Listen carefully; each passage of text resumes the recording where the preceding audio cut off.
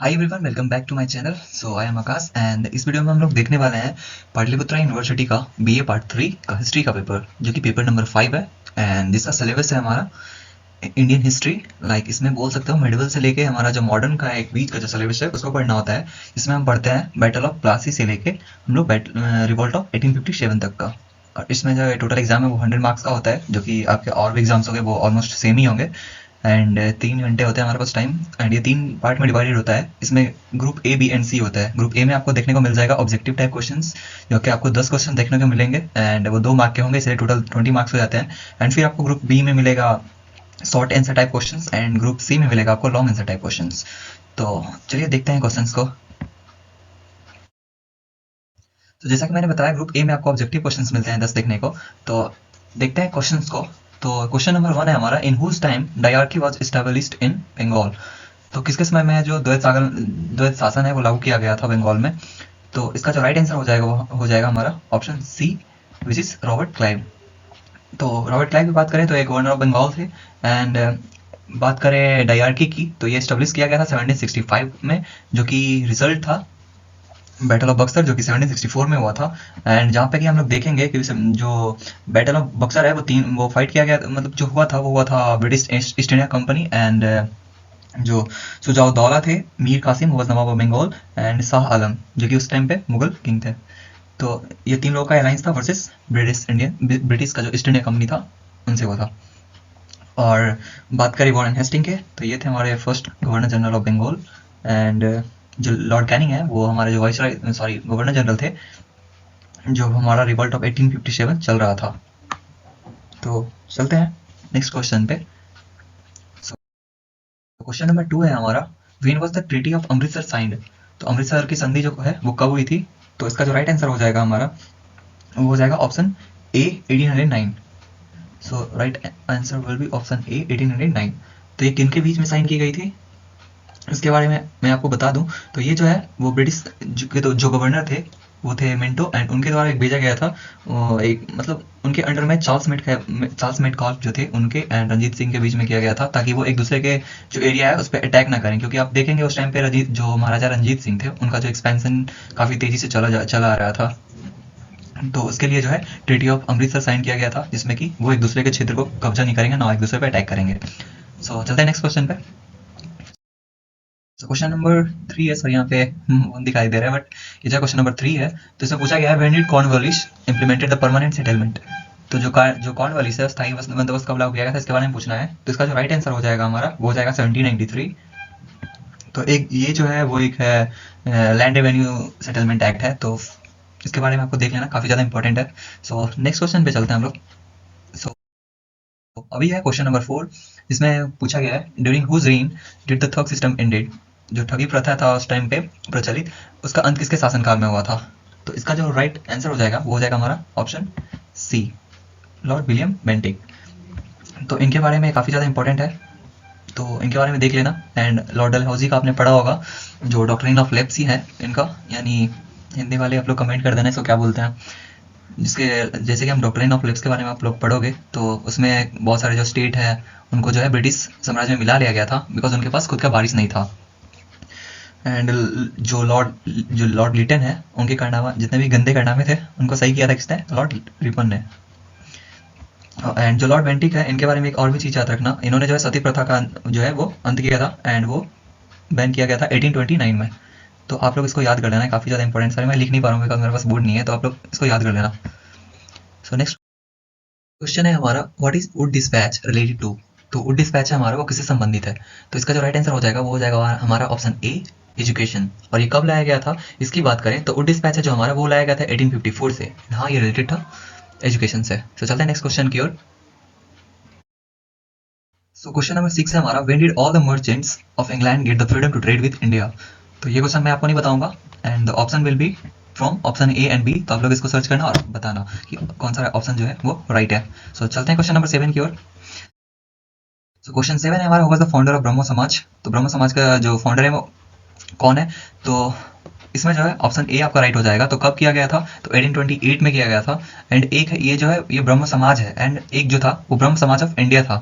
जो कि स्टार्ट किया गया था केशव चंद्र सेन के द्वारा। तो आप लोग इसका डिफरेंस को याद रखना, ब्रह्म समाज राजा राम मोहन राय एंड ब्रह्म समाज ऑफ इंडिया जो है किया गया था वो था केशव चंद्र सेन के द्वारा में। और ये जो है ब्रह्म समाज है वो जो फाउंड किया गया था वो किया गया था 1828 में, एंड जो केशव चंद्र सेन का जो ब्रह्म समाज ऑफ इंडिया था वो किया गया था 1866 में। तो इसको आप याद रखना 1866। सॉरी मैं इसको लिख नहीं पा रहा हूँ अच्छे से, आप लोग इसको नोट कर लेना या तो आप इसको थोड़ा ध्यान दे लेना। तो फिर चलते हैं नेक्स्ट क्वेश्चन पे, question number 8। So question number 8 जो है हमारा वो है when did the Sati abolition act come into force. अभी हम लोग इसके बारे में बात किए हैं, सो ऑप्शन ए इसका सही हो जाएगा। एंड क्वेश्चन नंबर 9 है हमारा Kunwar Singh was the ruler of which palace. तो सॉरी विच प्लेस था, पैलेस मैंने बोल दिया। तो इसका जो राइट आंसर हो जाएगा वो हो जाएगा हमारा option A and from Jagdishpur. So question number 10 है हमारा when was the Asiatic society founded. तो एशियाटिक सोसाइटी का फाउंडेशन कब हुआ था, तो इसका राइट आंसर हो जाएगा हमारा 1784 में जो है एशियाटिक सोसाइटी की जो है वो स्थापना की गई थी। सो चलेंगे नेक्स्ट क्वेश्चन की ओर जो कि अब ग्रुप बी का आएगा। तो अब देखते हैं ग्रुप बी जिसमें कि शॉर्ट आंसर टाइप क्वेश्चन आता है, एंड इसमें आपको कुछ क्वेश्चन दिए होंगे, उसमें से आपको 4 क्वेश्चन बनाने होंगे, एंड वो सारे के सारे जो है वो 5 मार्क्स के होंगे। तो आप सभी 5 मार्क्स को ऐड करोगे तो टोटल 20 मार्क्स हो जाते हैं। सो 20 का मैंने हम लोगों ने ऑब्जेक्टिव देखा, 20 का हम लोग शॉर्ट आंसर टाइप क्वेश्चन देखेंगे, एंड जो बचा हुआ होगा उसका हम लोग ग्रुप सी का जो लॉन्ग आंसर टाइप क्वेश्चन होता है उसमें हम लोग देखेंगे। सो देख लेते हैं हम लोग क्वेश्चन की 2023 में जो है वो कौन कौन सा क्वेश्चन पूछा गया था। सो इसमें जो फर्स्ट क्वेश्चन था वो था हमारा पिट्स इंडिया एक्ट के बारे में हम लोग को जो है वो डिस्कस करना था। एंड फिर जो थर्ड क्वेश्चन है उसमें हम लोग को मतलब जो है इसमें पूछा गया था वो था फर्स्ट एंग्लो मैसूर के वॉर के बारे में। तो आप लोग टोटल कितने एंग्लो मैसूर वॉर हुए हैं वो आप लोग कमेंट सेक्शन में करके बताना, एंड उसके जो टाइमिंग है उसको भी मेंशन करना। एंड जैसे कि इसमें हम लोग देख रहे हैं कि फर्स्ट एंग्लो मैसूर वार है तो इस टाइम पे गवर्नर जनरल कोई और है, एंड जो सेकंड में एंग्लो मैसूर वार हुआ होगा, थर्ड में एंग्लो मैसूर वार हुआ होगा, उन सब में अलग होंगे। तो आप लोग जो है total number of Anglo Mysore war, उनका टाइम पीरियड एंड उससे रिलेटेड जो भी गवर्नर है उन सब के बारे में कमेंट करके आप लोग बताना। सो क्वेश्चन नंबर 4 है हमारा सब्सिडरी अलायंस के बारे में, जिसके बारे में हम लोगों ने ऑलरेडी डिस्कस कर रखा है। एंड क्वेश्चन नंबर 5 है हमारा वुड्स डिस्पैच जो कि 1854 में आया था, शायद ये भी हम लोगों ने अभी ऑब्जेक्टिव वाले में जो है वो डिस्कस किया। एंड जो क्वेश्चन नंबर 6 है हमारा इसमें वो है द फर्स्ट कर्नाटक वॉर, और टोटल जो है 3 कर्नाटक वॉर हुए हैं जिसको कार्नेटिक वॉर हम लोग भी बोलते हैं। एंड बात करें टाइमलाइन की तो इसका मैं बता ही देता हूँ, या तो आप लोग खुद ही कमेंट करके बताना टोटल कितने कार्नेटिक वॉर हुए हैं, एंड इस समय पे जो गवर्नर जनरल है वो कौन थे, एंड इसका जो टाइम पीरियड है वो क्या है। तो मैं नहीं बता रहा हूँ, आप ही बताओगे इसके बारे में। सो इसमें से आपको कोई 4 क्वेश्चन बनाना था, एंड ग्रुप बी यहीं पे खत्म होता है, एंड ग्रुप सी की ओर हम लोग चलते हैं। सो ग्रुप सी देखे तो इसमें जो है हमारा लॉन्ग आंसर टाइप क्वेश्चन होता है, एंड यहाँ पे कोई कुछ क्वेश्चन आपको दिए होंगे, उसमें से आपको 3 क्वेश्चन है वो आपको बनाने होंगे, एंड जो कि 20 मार्क्स ईच होंगे। तो 40 नंबर का हम लोगों ने पहले देख रखा है, एंड यहाँ पे 3 क्वेश्चन बनाओगे 20 मार्क्स के तो आपको 60 हो जाएंगे, यानी टोटल 100 मार्क्स यहाँ पे कवर हो जाएंगे। सो क्वेश्चन 1 देखते हैं यदि हम लोग, तो इसमें जो है क्वेश्चन 1 जो है वो है हमारा analyse the causes and defeat of French and success of British and India. तो इसमें पूछना गया है, मतलब इसमें हम लोग को बताना है कि मतलब कॉज क्या था, कि मतलब कि फ्रेंच भी था एंड ब्रिटिश भी थे हमारे पास हमारे देश में उस टाइम पे, एंड दोनों काफ़ी स्ट्रांग ही थे। बट ऐसा क्या हुआ कि फ्रेंच हार गए बट ब्रिटिश जो है वो जीत गए। तो इसमें कुछ पॉइंट्स की बात करें, जैसे कि आप लोग देखते होंगे इनकी जो मिलिट्री थी ऑलमोस्ट दोनों की एडवांस थी, बट ब्रिटिश थोड़ा एक्स्ट्रा एडवांस थे। एंड बात करें ये जो फ्रेंच था वो एक गवर्नमेंट कंपनी था, एंड बात करेंगे वहीं पे ब्रिटिश की, तो ब्रिटिश जो ईस्ट इंडिया कंपनी थी वो थी एक प्राइवेट कंपनी, एंड इसमें जो है काफ़ी अलग अलग जो ट्रेड मतलब कि व्यापारी सेक्शंस के जो लोग थे उन्होंने अपना पैसा इसमें लगा रखा था, एंड सबकी हिस्सेदारी थी। तो आप लोग अभी भी देखते हो एक प्राइवेट कंपनी एंड जो गवर्नमेंट कंपनी होती है उसमें क्या ही अंतर होता है, उसी के अनुसार से आप लोग इसमें इसकी इकोनॉमिक एंड इसके पॉलिटिकल जो भी होता है वो आप लोग कॉजेज में देख पाओगे। तो 2-3 तो मैंने बता दिए हैं, एंड इसमें ब्रिटिश में आप लोग एक और पॉइंट ऐड कर लेना कि इसमें जो लीडर्स थे जो कि वॉर को लीड करते थे वो काफ़ी ज़्यादा अच्छे थे इन कंपैरिजन टू फ्रेंच। जैसे कि बहुत सारे गवर्नर जनरल के बारे में हम लोग पढ़ते हैं, बहुत सारे जो और भी ऑफिसर्स थे जिनके बारे में आप लोगों ने सुन रखा होगा, बट बात करें फ्रेंच की तो इनमें से कुछ ही का आप लोग जानते होंगे। बट बात करें ब्रिटिशर्स की यानी ईस्ट इंडिया कंपनी की, तो ये लोग खुद जाके वॉर को लीड करते थे। तो चलते हैं नेक्स्ट क्वेश्चन जो कि आया था 2023 के एग्जाम में, वो था discuss the cause and effects of battle of Buxar. इसके बारे में हम लोगों ने अभी बात किया है, तो आप लोग इसको देख लेना। एंड इसमें बात करें तो इसमें बहुत सारा मतलब ये बहुत ज़्यादा इंपॉर्टेंट था बैटल ऑफ बक्सर। सबसे पहले आप लोग को बता दूं ये 1764 में हुआ था, जिसके बाद जो है 1765 में हार जाने के बाद जो किंग्स थे वो उन्होंने ईस्ट इंडिया कंपनी के साथ जो है वो ट्रेडी साइन की, जो कि ट्रेडी ऑफ इलाहाबाद थी। एंड इसमें और भी बहुत सारे पॉइंट्स है, आप लोग ढूंढ लेना। सो नेक्स्ट क्वेश्चन देख लें हम लोग, तो क्वेश्चन नंबर 9 जो है वो था examine the factor responsible for the decline of Indian industries. इसमें तो आप लोग खुद से भी लिख सकते हो, लाइक उनके पास इंडस्ट्रियलाइजेशन पहले आई थी, इंडस्ट्रियल रेवोल्यूशन, जिसके कारण उनके पास एडवांस्ड मशीन थी, और हमारे यहाँ जो है वो और मतलब ऐसा कोई इंडस्ट्री पहले से था नहीं, बट लोग खुद खुद जो है, और हमारे यहाँ जो है वो रॉ मटेरियल ज़्यादा था इन स्पाइट ऑफ मशीन्स।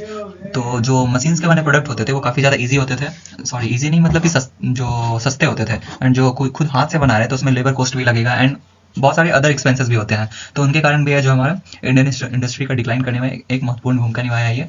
और जो ब्रिटिश थे वो टैक्सेशन की बात करें तो वो लोग इंपोर्ट जो है उस पर कम टैक्स ले रहे थे, एंड यहाँ पे जब इंडियन प्रोडक्ट्स को एक्सपोर्ट करना होता था उसमें उन लोग ज़्यादा टैक्स लेते थे। इनके कारण जो है जो हमारी इंडियन इंडस्ट्रीज है वो डिक्लाइन कर गई। तो देखते हैं बचे हुए जो क्वेश्चन है उनको। इसमें एक और क्वेश्चन जो है वो था evaluate the administrative reforms of Dalhousie. तो डलहौजी के प्रशासनिक सुधारों के बारे में लिखना था, जिसमें कि अब देखोगे मतलब कि इसका जो डलहौजी है उसमें उन्होंने काफ़ी ज़्यादा वो है कंट्रीब्यूशन दिया है रेलवे के डेवलपमेंट में, पोस्टल सिस्टम में, मिलिट्री में, सिविल सर्विसेज में। एंड ब्रिटिश के एक्सपेंशन को लेकर बात करें तो इन्होंने जो डॉक्ट्रिन ऑफ लैप्स लाया था उसके अंतर्गत बहुत सारे राज्य जैसे कि सतारा, संबलपुर, जैतपुर एंड झांसी को भी देखा था। हम लोग पढ़ते हैं झांसी की रानी के बारे में, तो वो भी उन्होंने वो फाइट में क्यों आई थी, क्योंकि उनका जो है खुद का कोई पुत्र नहीं था, उन्होंने एक पुत्र को अडॉप्ट किया था। बट यहाँ पे बोला गया था डॉक्ट्रिन ऑफ लैप्स के अनुसार कि यदि आपका अपना खुद का असली वारिस नहीं है तो आपका जो साम्राज्य है उसको ब्रिटिश साम्राज्य में मिला लिया जाएगा। So that's why the revolt of 1857 में बहुत सारे जो लोकल किंग्स थे उन्होंने भी फाइट करा था। सो ये थे क्वेश्चंस। एंड एक और क्वेश्चन यहाँ पे बचा हुआ है जो कि है describe the causes of revolt of revolution of 1857। तो ये तो काफ़ी ज़्यादा इजी है, इसमें आप लोग इसके जो पॉलिटिकल एस्पेक्ट है, सोशल एस्पेक्ट है, इकोनॉमिकल एस्पेक्ट है, जिसके बारे में अभी हम लोग इंडस्ट्रीज के बारे में बात कर रहे थे, तो ये भी इकोनॉमिक वाले में आ जाएगा। तो बहुत सारे रीजंस थे, उनको हर पर्सपेक्टिव में आप इसको एक्सप्लेन करना ताकि आपको ज़्यादा से ज़्यादा मार्क्स आए। सो यही था question. So thanks for watching, मिलते हैं नेक्स्ट वीडियो में, तब तक के लिए बाय। एंड आप चाहते हो कि और भी क्वेश्चन देखना तो आप सब्सक्राइब कर लेना और कमेंट करके जरूर बताना जो क्वेश्चंस मैंने पूछे हैं। सो बाय, थैंक्स फॉर वॉचिंग।